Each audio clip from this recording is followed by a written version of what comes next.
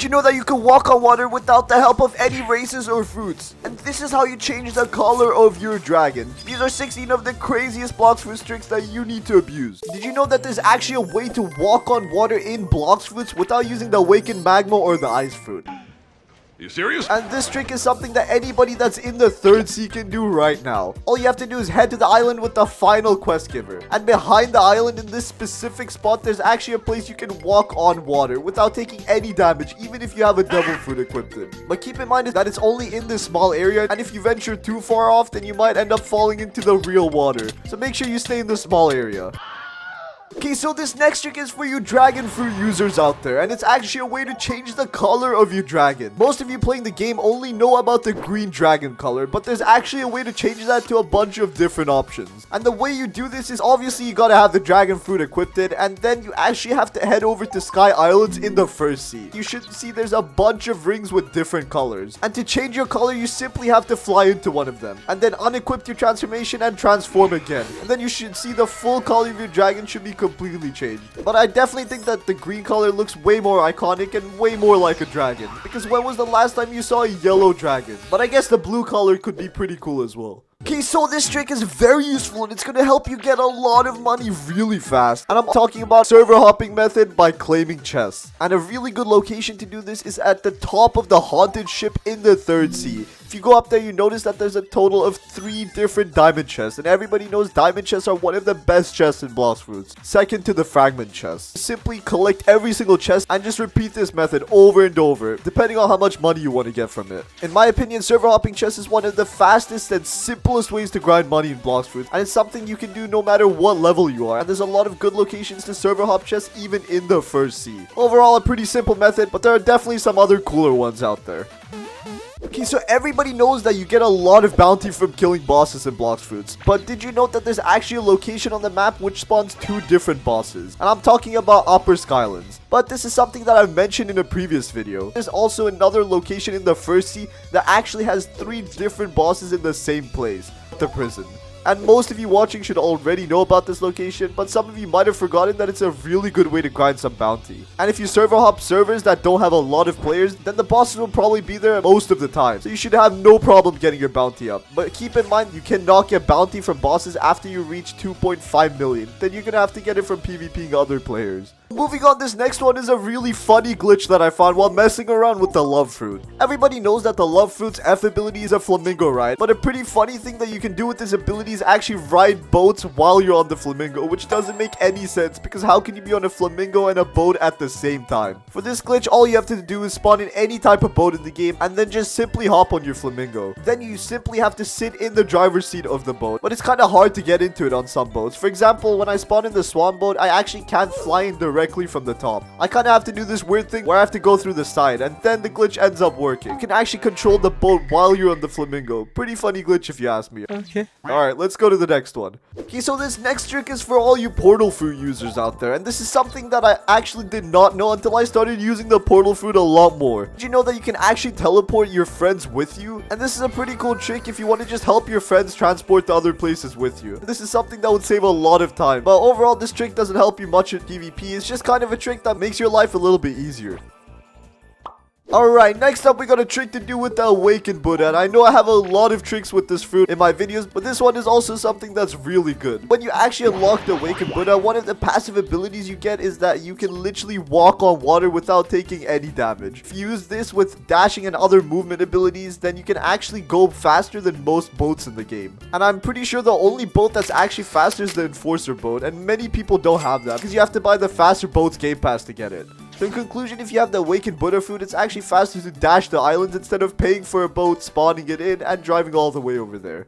Okay, so this next one is about the Blox Fruit dealer, and this is a really simple trick, but for all the new players watching, this is going to help you a ton through your progress in the game. I'm going to be telling you about every single location that the Blox Fruit dealer spawns at. So the first one is obviously the pirate starter, and I think all of you have seen him here already. And next up is the marine starter, but it's just for the marines. Middletown, Dressrosa Rocks, cafe at the 2nd sea, mansion in the 3rd sea. Then we got Port Town, the first location in the 3rd sea. PvP. And there's actually no other locations that this NPC spawns. So if you want to buy some new fruits, now you know where to go. Okay, so next up, I'm going to be telling you guys about a fighting style that a lot of you might not know. The electric claw fighting style. And when it comes to PvP, this fighting style is literally the second best fighting style in the whole of Blox Fruits. And the way you get it is by upgrading the original electric fighting style. And to do that, you need a 400 mastery. You need to find the previous NPC hero who's located next to the Longma boss at the floating turtle island. Then you have to talk to him and do the quest that requires you to get to the mansion in under 30 seconds. And there's actually kind of a nice way to cheat this quest. You can say you're home at the mansion, you can use the light fruit or the portal fruit to get there. And then after completing the quest, you have to pay him the fee of 3 million belly along with 5,000 fragments. And once you do that, you can equip it from him at any time that you want. Overall, I do think that Sharkman Karate is still a better fighting style for grinding, but when it comes to PvP, the only ability that beats this is God Human, because it's literally the most OP fighting style in the whole game. Everybody knows that there's a variety of titles that you can unlock in Blox Fruits, and a bunch of these titles are from awakening different fruits. When you awaken the flame fruit, you get the title called Flame Fist, and when you awaken the ice fruit, you get the Ice Queen and the Ice King title. But did you know that you don't have to fully awaken every single ability of the fruit to get these titles?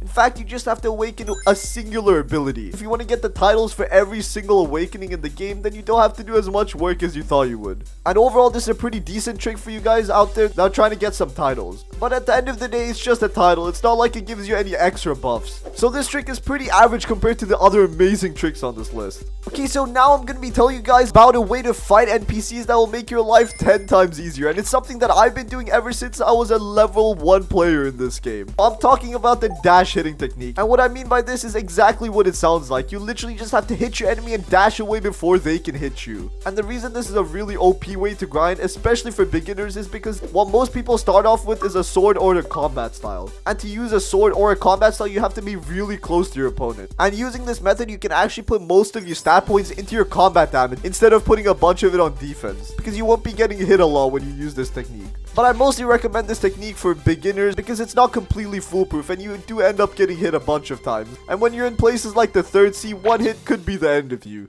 Alright, this next trick is for all of you awakened dough users out there. It's a little trick about the rolling donut. And I only learned this after I actually started using the awakened dough fruit. And no, it's not being able to drive on water. Everybody already knows that. The thing I'm talking about is that the donut actually does damage to NPCs when you drive over them. And this is something that you do not get in the unawakened version of the dough, and it's a pretty cool addition to the game because not only does it hit them, it actually drags them along with you so you can deal consecutive damage to it. But keep in mind, since the movement ability, the damage isn't as much as you expect it would be. Nevertheless, it's still a really cool addition, and you can use this when all of your abilities are on cooldown. So next up is a pretty useful glitch that a bunch of you watching might already know. I'm talking about flash stepping through walls. And most of the time, this trick is actually pretty useful, more than you think it would be. And when you're in indoor locations like the cafe at the 2nd sea, you can actually use it to glitch out faster. And I know it doesn't save much time, but it's still a pretty useful trick to have, especially since it's not the only place that you can use it at. For example, you can use it at the factory raid to glitch in before the raid even starts, getting a head start on all the other players that come to do it. And you can also use it to glitch underneath the map sometimes and find some really bizarre locations. But overall, it's not going to help you much in PvP unless you're trying to run away from some players. Okay, so next up, we also got a pretty funny glitch that anybody in Blox Fruits can do. So all you have to do to see this glitch is simply equip the boat and drive it into the Fishman Island teleporter. And everybody knows that when you use the teleporter in Fishman Island, it doesn't actually teleport you to the next teleporter. It teleports you directly onto the land. The boat actually glitches into the floor. It just starts shaking super hard. And if you actually walk into this, it sends you flying into the sky. Overall, this is just a pretty funny glitch, and it doesn't have much practical use, unless you somehow make use of it in a PvP fight, but it's really situational, so I doubt you're going to be using it for that.